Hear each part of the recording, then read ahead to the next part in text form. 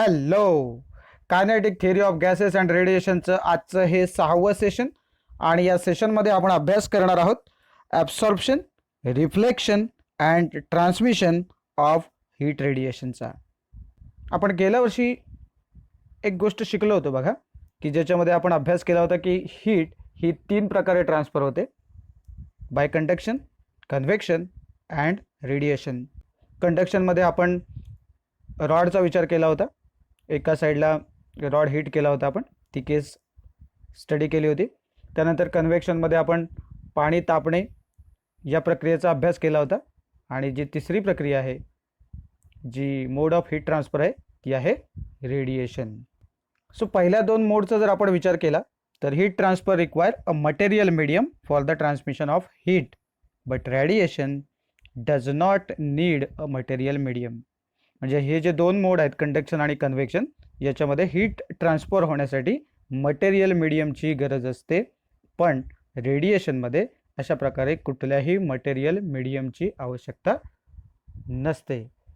जर आपण regular example आपण जर विचारात घ्यायचं म्हटलं तर most common example of heat transfer by the radiation mode that we come across every day is the transfer of heat and light from sun to the earth. म्हणजेच सूर्यापासून मिळणारा जो प्रकाश आहे किंवा जी उष्णता ऊर्जा आहे, ही पृथ्वीला किंवा आपल्याला जी मिळते, तिथे हा जो मोड आहे तो रेडिएशनचा आहे. काय होतं बघा याच्यामध्ये, की सूर्यापासून पृथ्वीवरती मध्ये व्हॅक्यूम आहे असे आपण मानतो. म्हणजे मध्ये मटेरियल मीडियम नाही, म्हणजे थेट सूर्यापासून उष्णता किंवा प्रकाश हा पृथ्वीपर्यंत पर्यायाने आपल्यापर्यंत पोहोचतो. So basically the term radiation refers to continuous emission of energy from the surface of any body because of its thermal energy. म्हणजे रेडिएशनचा अर्थ काय आहे? थर्मल एनर्जीमुळे एखाद्या सरफेसपासून कंटिन्युअसली एनर्जी बाहेर पडणं, ही जी टर्म आहे तिला आपण काय म्हणतो? रेडिएशन असं म्हणतो. आणि ही जी एमिटेड एनर्जी आहे याला आपण काय म्हणतो? तर रेडियंट एनर्जी असं म्हणतो. And it is in the form of electromagnetic waves. So ती जी एनर्जी आहे ती इलेक्ट्रोमॅग्नेटिक वेव्सच्या फॉर्मॅटमध्ये असते. आणि म्हणून आपण असं म्हणतो, the process of transfer of heat bye radiation does not require any material medium since electromagnetic waves travel through the vacuum. So आपल्याला माहिती आहे, मगाशी जे मी म्हटलं ते, की सूर्यापासून पृथ्वीपर्यंत जेव्हा येणार आहेत हे सूर्यकिरण येईल किंवा सूर्याची जी ऊर्जा येईल, तर मध्ये व्हॅक्यूम आहे आणि व्हॅक्यूममधून सुद्धा या ज्या वेव्ह आहेत त्या ट्रॅव्हल करत आहेत. कुठल्या? तर इलेक्ट्रोमॅग्नेटिक वेव्ह. आणि आपण असं म्हटलं की emitted energy is in the form of electromagnetic waves. Okay, so एकदम सिम्पल आहे. तर आपण हीट ट्रान्सफरच्या बाबतीत इथे काय म्हणू शकतो बघा, तर heat transfer bye radiation is therefore possible through vacuum as well as through a material medium. म्हणजे मटेरियल मीडियम असलंच पाहिजे असं नाही, म्हणजे व्हॅक्यूममधूनही जाऊ शकते आणि मटेरियल मीडियममधून सुद्धा जाऊ शकते. आणि त्यामुळे बघा, सूर्य कुठे आहे आणि अर्थ कुठे आहे? बरोबर, थेट कॉन्टॅक्ट पृथ्वीचा आणि सूर्याचा थेट कॉन्टॅक्ट नाही आहे, बॉडीली कॉन्टॅक्ट नाही आहे. आणि म्हणून आपण हे सुद्धा इथे म्हणू शकतो, physical contact of the bodies that are exchanging heat is also not required. म्हणजे अशा प्रकारे फिजिकल कॉन्टॅक्ट असण्याची काही गरज नाही या केसमध्ये, म्हणजेच रेडिएशनच्या केसमध्ये. आणि ज्या वरच्या 2 केसेस आपण बघितल्या होत्या, ज्याच्यामध्ये कंडक्शन आणि कन्व्हेक्शन, याच्यामध्ये थेट फिजिकल कॉन्टॅक्ट गरजेचा असतो. सो याच्या अंतर्गत आपण एक छोटंसं इक्वेशन किंवा डेरिवेशन बघणार आहोत. आपल्या आर्टिकलचं नाव आहे interaction of thermal radiation and matter. तर याच्यामध्ये आपल्याला अपेक्षित काय आहे बघा, तर समजा क्यू इतकी हीट ही इन्सिडेंट होते.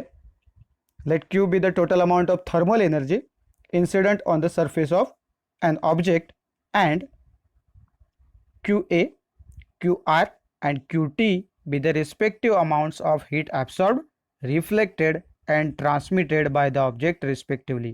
म्हणजे जर total amount of thermal energy ज्याच्यावर इन्सिडेंट होणारी जर Q असेल, तर त्यातला काही पार्ट काय होणार आहे? ॲब्सॉर्ब होईल काही रिफ्लेक्ट होईल आणि काही ट्रान्समिट होईल. तर त्यांनी काय म्हटलं बघा, क्यू ए ही जी असणार आहे ती हीट ॲब्सॉर्ब्ड असणार आहे. त्यानंतर क्यू आर जी आहे ती हीट रिफ्लेक्टेड असणार आहे आणि क्यू टी आहे ती अमाऊंट ऑफ हीट ट्रान्समिटेड असणार आहे. सो याच्यानुसार आपण त्याचे जे कोएफिशियंट्स आहेत त्याची डेफिनेशन काय आपल्याला करता येईल ते आपण बघूया. तर सुरुवातीला आपण जाऊया पहिल्या केसमध्ये, जिथे आपण काय बघणार आहोत, कोएफिशियंट ऑफ ॲब्सॉर्प्शन किंवा त्याला आपण ॲब्सॉर्प्टिव्ह पॉवर म्हणू शकतो किंवा ॲब्सॉर्प्टिव्हिटी असं म्हणतो. सिम्बॉलिकली आपण ते ए या लेटरनी दाखवतोय.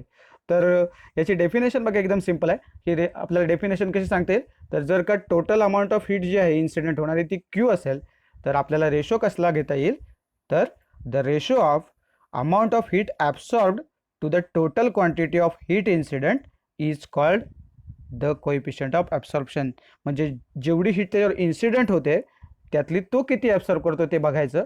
म्हणजे एकूण ॲब्सॉर्ब केलेली हीट भागिले टोटल हीट इन्सिडेंट याचा जो रेशो आहे तो आपल्याला काय देईल, तर कोएफिशियंट ऑफ ॲब्सॉर्प्शन देईल. सो आपण ते मॅथमॅटिकली असं मांडू शकतो बघा की a is equal to Q A upon Q. बरोबर आहे. म्हणजे इथे काय केलं आहे बघा, तर क्यू ही आपली टोटल हीट इन्सिडेंट इथे म्हटलं आहे बघा, Q be the total amount of thermal energy incident on the surface of an object. So he total energy incident आणि त्यातली ही एवढी ॲब्सॉर्ब केलेली आहे. सो समजा 100 असेल आणि हे 5 असेल तर 5/100 हा आपला कोएफिशियंट ऑफ ॲब्सॉर्प्शन येईल. सो याच पद्धतीने आपण पुढच्या डेफिनेशनकडे वळूया, पुढच्या कोएफिशियंटकडे वळूया. पुढचा कोएफिशियंट काय असणार आहे बघा, कोएफिशियंट ऑफ रिफ्लेक्शन ऑर रिफ्लेक्टन्स. त्याला आपण सिम्बॉलिकली आर म्हटलं आहे. सो डेफिनेशन आता जशी लिहिली आपण तशीच आपण डेफिनेशन या ठिकाणी आपण लिहिणार आहोत. काय असेल बघा, the ratio of amount of radiant energy reflected to the total energy incident is called the coefficient of reflection. So मगाशी आपण काय बघितलं होतं, मगाशच्या कोएफिशियंटमध्ये ॲब्सॉर्ब्ड होती, आता रिफ्लेक्टेड. सो शब्दच फक्त बदलला आहे बघा तिथला, बाकी डेफिनेशन सेम आहे. The ratio of amount of radiant energy reflected. Okay. आणि जेवढी एनर्जी आहे तो पुढचा पार्ट तसाच आहे. म्हणजे याच्यात बदल काय झाला आहे फक्त, तर मगाशी ॲब्सॉर्ब्ड होती तिथे आता रिफ्लेक्टेड हा शब्द या ठिकाणी आलेला आपल्याला दिसतोय. सो आता जसं आपण इक्वेशन लिहिलं होतं मॅथमॅटिकल तसं आपण त्याचं इक्वेशन लिहू शकतो. काय लिहू शकतो बघा, R is equal to Q R upon Q. So Q R इतकी जर एनर्जी रिफ्लेक्ट होत असेल आणि क्यू इतकी इन्सिडेंट केलेली एनर्जी असेल तर R is equal to Q R upon Q हा सिम्पल फॉर्म्युला आपण लिहू शकतो. त्याच पद्धतीने आपण तिसरी डेफिनेशन लिहू शकतो कोएफिशियंट ऑफ ट्रान्समिशनसाठी किंवा कोएफिशियंट ऑफ ट्रान्समिटन्ससाठी. सो त्याला आपण सिम्बॉल वापरला आहे टी आर.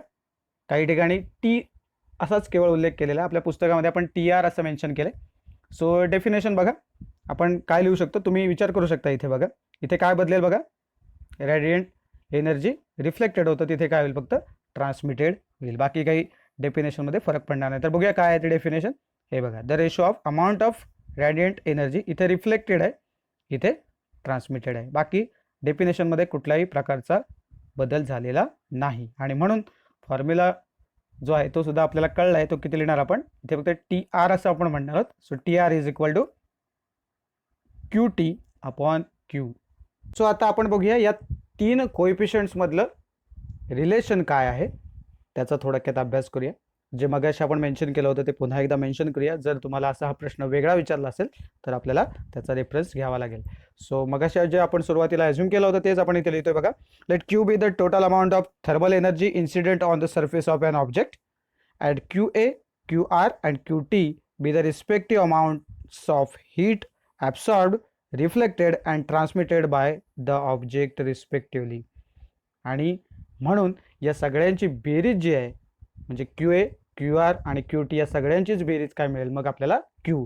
कारण ही जी अमाऊंट क्यू आहे हीच तीन ठिकाणी आपण डिवाइड केली. म्हणजे काही एनर्जी काय होईल तर ॲब्सॉर्ब होईल, काही रिफ्लेक्ट होईल आणि काही मग ट्रान्समिट होईल या पद्धतीने. आणि म्हणून आपण हे इक्वेशन असं लिहू शकतो बघा की Q is equal to Q A plus Q R plus Q T.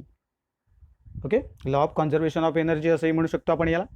आणि मग या केसमध्ये समजा आपण या प्रत्येक टर्मला क्यूने डिवाइड केलं तर काय होईल बघा. So dividing each term by Q जर क्यूने डिवाइड केलं तर आपण ते मांडू कसं शकतो ते बघूया. तर काय होईल बघा, Q upon Q is equal to Q A upon Q plus Q R upon Q plus Q T upon Q.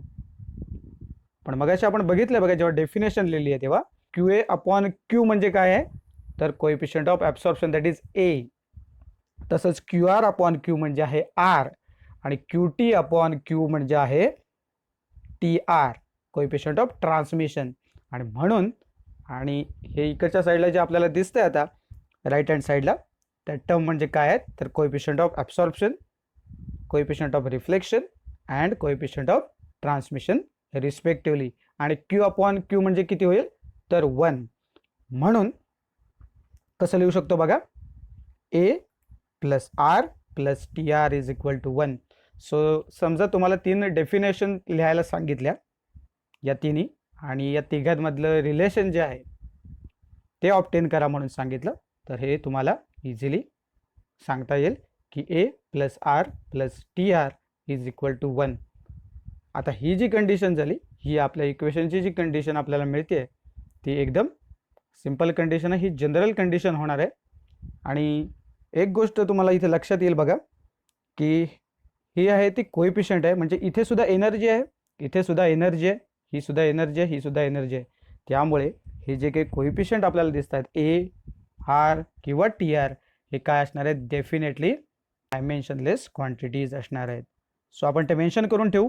Since all 3 quantities A, R and TR are the ratios of thermal energies, they are dimensionless quantities. मग आता आपल्याला हे एक equation मिळालंय की A plus R plus T R is equal to 1. तर आता आपण याच्या काही स्पेशल केसेसचा अभ्यास करूया. कारण आता आपल्याकडे एक इक्वेशन मिळालं बघा, A plus R plus T is equal to 1. पण आता प्रत्येक वेळेलाच काहीतरी कोएफिशियंटची व्हॅल्यू असेल असं नाही.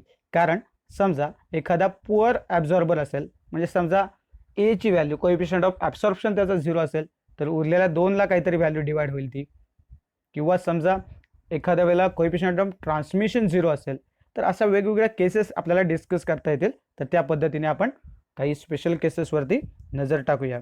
सो याच्या अंतर्गत पहिली केस आपण काय बघतोय बघा, if R is equal to 0 and A is equal to 0.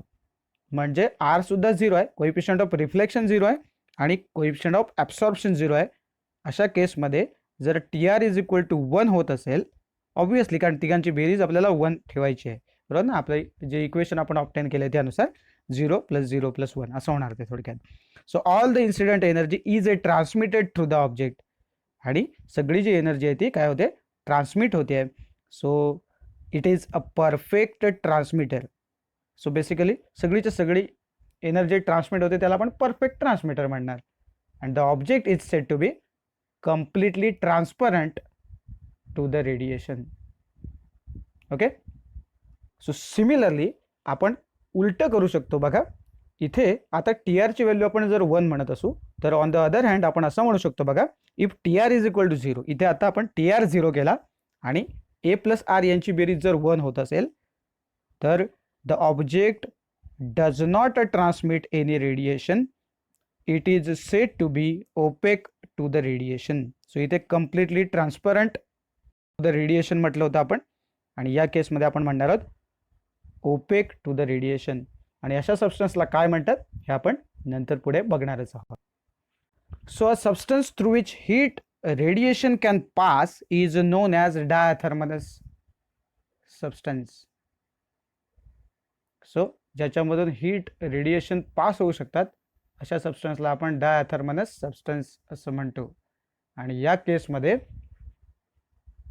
जो कोएफिशियंट ऑफ ट्रान्समिशन आहे हा 0 असत नाही, हे लक्षात घ्या. T R is not equal to 0 ही केस आहे याच्यामध्ये, म्हणजे याला काहीतरी पर्टिक्युलर व्हॅल्यू असणार आहे.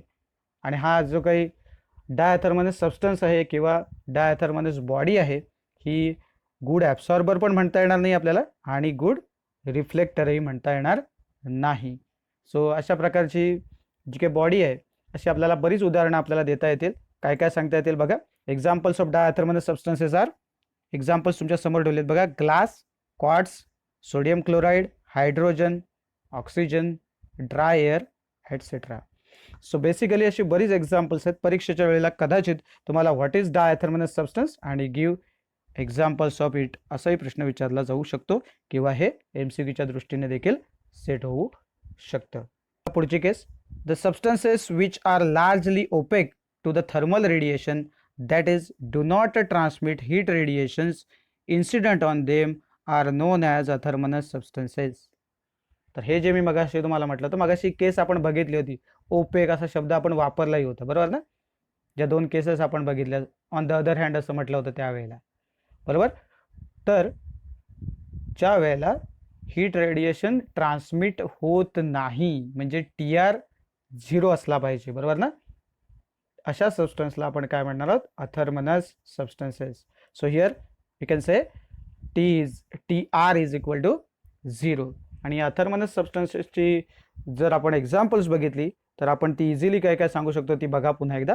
ती आहेत वॉटर, वूड, आयर्न किंवा कॉपर असेल, मॉइस्ट एअर असेल किंवा बेन्झिन असेल, अशी अनेक उदाहरणं आपल्याला यातली सांगता येतील. पुन्हा एकदा तेच सांगतो बघा, हे सुद्धा MCQला सेट होऊ शकतं की फॉर अथर्मनस सबस्टन्स कुठचा कोएफिशियंट 0 आहे बघा, तर TR म्हणजेच कोएफिशियंट ऑफ ट्रान्समिशन काय असणार आहे, 0 असणार आहे. किंवा what is athermanous substance, give example of it, अशा प्रकारचा प्रश्न आपल्याला सेट होऊ शकतो. पुढची केस बघा, if TR is equal to 0 and A is equal to 0, म्हणजे या केसमध्ये आपण काय बघितलं, then R is equal to 1. म्हणजे जर या दोन व्हॅल्यू कोएफिशियंट ऑफ ट्रान्समिशन आणि कोएफिशियंट ऑफ ॲब्सॉर्प्शन जर 0 झाल्या तर कोएफिशियंट ऑफ रिफ्लेक्शन 1 असेल. म्हणजे त्याचा अर्थ काय झाला की जी सगळी इन्सिडेंट एनर्जी आहे ती सगळी काय करतोय, ऑब्जेक्ट रिफ्लेक्ट करतोय. So all the incident energy is reflected by the object.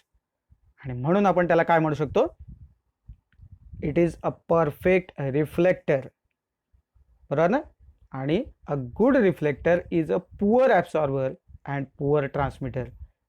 Definitely, कारण तो सगळं रिफ्लेक्ट करणार आहे म्हणजे ॲब्सॉर्ब तर तो करणार नाही. It's poor absorber and a poor transmitter, कारण तो ट्रान्समिटही काय करणार नाही. तो कोएफिशियंट ऑफ ट्रान्समिशन किती आहे, 0 आहे, आणि तसंच कोएफिशियंट ऑफ ॲब्सॉर्प्शन 0 आहे. परफेक्ट रिफ्लेक्टर, कारण सगळी जी एनर्जी आहे इन्सिडेंट होणारी ती काय करतोय, रिफ्लेक्ट करतोय, अशी कंडिशन आपल्याला मिळते. तसंच आणखीन एक स्पेशल केस याच्यामधली विचारात घ्यायची आहे बघा. काय म्हणतोय बघा आपण, if R is equal to 0 and TR is equal to 0, म्हणजे कोएफिशियंट ऑफ रिफ्लेक्शन पण 0, कोएफिशियंट ऑफ ट्रान्समिशन पण 0, त्यावेळेला काय होईल, A is equal to 1, that is coefficient of absorption is equal to 1. म्हणजे जेवढी एनर्जी इन्सिडेंट होईल तेवढी ती बॉडी काय करते, ॲब्सॉर्ब करते. So all the incident energy is absorb by the body किंवा absorb by the object. Such an object is called a perfectly black body. So असा जो ऑब्जेक्ट असेल त्याला आपण काय म्हणणार आहोत, परफेक्टली ब्लॅक बॉडी. अर्थात या परफेक्टली ब्लॅक बॉडीचं जे उदाहरण आहे त्याची जी स्पेशल केस आपल्याला डिस्कस करायची, हे सगळं आपण पुढच्या सेशनमध्ये बघणार आहोत. पण आज आपण काय काय शिकलोय माहिती आहे ना तुम्हाला, काय काय शिकलोय बघा.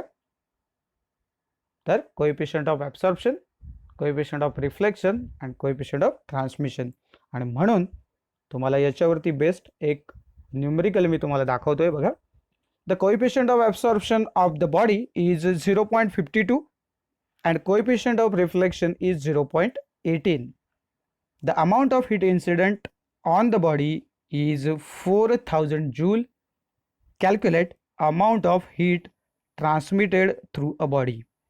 सो तुम्हाला कोएफिशियंट दिलेत 2, सो तुम्हाला तिसरा कोएफिशियंट कॅल्क्युलेट करावा लागेल आणि मग amount of heat transmitted through a body हे आपल्याला कॅल्क्युलेट करायचं आहे. सो सिम्पल आहे बघा, कारण आपल्याला माहिती आहे A+R+T इज इक्वल टू 1 हे आत्ताच आपण बघितलं, बरोबर ना. तसंच आपल्याला आता काय करायला सांगितलं त्यांनी, तर अमाऊंट ऑफ हीट ट्रान्समिटेड ही आपल्याला कॅल्क्युलेट करायची आहे. सो कोएफिशियंट ऑफ ट्रान्समिशनचा संबंध आहे. तर सुरुवातीला आपण चटकन त्यांनी काय काय दिलंय तेवढं पटकन लिहून घेऊया, एक यादी करून टाकूया गिवन डाटाची. काय काय बघा, A ची व्हॅल्यू दिली आहे 0.52, R is equal to 0.18, Q is equal to 4000 joule, QT is equal to question mark, म्हणजे ते आपल्याला कॅल्क्युलेट करायचं आहे. सो डायरेक्ट आपण काय फॉर्म्युला वापरणार त्याच्याकडे एकदा लक्ष टाकूया. पहिला फॉर्म्युला आपल्याला माहिती काय आहे, A+R+T इज इक्वल टू 1. जेणेकरून त्याने आपण टी आरची व्हॅल्यू कॅल्क्युलेट करू शकतो. आणि दुसरं आपल्याला एनर्जी जी काढायची आपल्याला ती काय काढायची आहे, थोडक्यात हीट जी काढायची ती हीट ट्रान्समिटेड काढायची आहे. त्याच्यामुळे आपल्याला कोएफिशियंट ऑफ ट्रान्समिशनचा वापर करावा लागेल. T R is equal to Q T upon Q. पण हा फॉर्म्युला आपल्याला थोडासा मॉडिफाय करून घ्यावा लागेल, कारण आपल्याला टी आर कॅल्क्युलेट नाही करायचं. आपण आता टी आर कॅल्क्युलेट करून घेतलेला असणार आहे आणि म्हणून आपल्याला इथे कॅल्क्युलेट काय करायचं आहे तर ना क्यू टी कॅल्क्युलेट करायचं आहे. क्यू आपल्याला दिलेला आहे. अशा परिस्थितीमध्ये हा थोडासा आपण रिअरेंज करू शकतो आणि Q T is equal to आपण काय म्हणू शकतो तर T R into Q. So आपल्याकडे क्यू आहे आणि टी आर आपण कॅल्क्युलेट करून घ्यायचं आहे आणि मग आपल्याला हे उत्तर मिळून जाईल. सो लगेचच त्याच्याकडे बोलूया. काय करता येईल बघा, हे दोनच फॉर्म्युला आहेत थोडक्यात. हा a plus R plus T R is equal to 1 आणि हा फॉर्म्युला रिअरेंज करून हा दुसरा फॉर्म्युला आपल्याला ऑब्टेन झाला. तर सुरुवातीला जाऊया आपण. A plus R plus T is equal to 1 या फॉर्म्युल्यात मी सबस्टिट्यूशन केलं. हे एकाच स्लाईडवरती राहावं एवढ्यासाठीच मी इथे वरती सोल्युशन वगैरे असे शब्द लिहित बसलेलो नाही आहे. ओके, सो तुमच्या लक्षात आलं असेल. सो तुम्ही इथे सोल्युशन म्हणा आणि मग या इक्वेशनमध्ये आपण या व्हॅल्यूज टाकल्यात बघा. एची व्हॅल्यू टाकली मी 0.52, त्यानंतर 0.18 आणि नंतर इथे टी आर. सो जर तुम्ही बघितलं 0.52 आणि 0.18 तर हे किती होतात 0.70 बरोबर ना. सो 0.7 असंही आपण त्याला म्हणू शकतो. So 0.7 plus T R is equal to 1. याचा अर्थ टी आरची व्हॅल्यू किती असणार आहे तर 0.3. कारण 0.7 आणि 0.3 म्हणजे 1 होणार आहे, लक्षात ठेवा. काही लोक असं म्हणतात 0.7 प्लस 0.3 म्हणजे 0.10. असं नाही, लक्षात घ्या. तो हातचा तिकडे जाणार आहे त्यामुळे तो प्युअर 1 होईल. ठीक आहे. सो टी आरची व्हॅल्यू आपल्याला आत्ता मिळालेली आहे 0.3 आणि मग आता आपण या फॉर्म्युलाचा वापर करणार आहेत. Q T is equal to काय आहे T R into Q. So T R मिळाला आणि क्यू त्यांनी दिला आहे 4000. सो काय होईल बघा, फॉर्म्युला पुन्हा एकदा उतरून घेतला आपण. Q T is equal to T R into Q आणि मग त्यानंतर व्हॅल्यू सबस्टिट्यूट करूया. 0.3 टी आरची व्हॅल्यू जी आपण आत्ताच कॅल्क्युलेट केली इंटू 4000. सो 4 त्रिक 12 म्हणजे 1200 उत्तर येईल त्याचं 1200 आणि युनिट आहे joule. Already amount of heat incident त्याचं युनिट जे आहे ते जूल दिलेलं आहे, त्याच्यामुळे याचा जास्त विचार तुम्हाला करावा लागणार नाही. आणि म्हणून याच बेसवरती मी तुम्हाला हे न्यूमेरिकल थोडंसं बदलून देतो होमवर्क म्हणून. सो होमवर्क बघा आजचा काय आहे तो. The coefficient of absorption of the body is 0.25 and coefficient of transmission is 0.23. So आता इथे आपण ए आणि टीची व्हॅल्यू दिली आहे आणि आर आपल्याला मला वाटतं कॅल्क्युलेट करायचं आहे. Yes, the amount of heat incident on the body is 5000 joule. Calculate amount of heat reflected through a body. So या ठिकाणी आपल्याला काय करायचं बघा, सिम्पल. आता जे न्यूमेरिकल मी तुम्हाला सॉल्व्ह करून दिलं तेच करायचं आहे.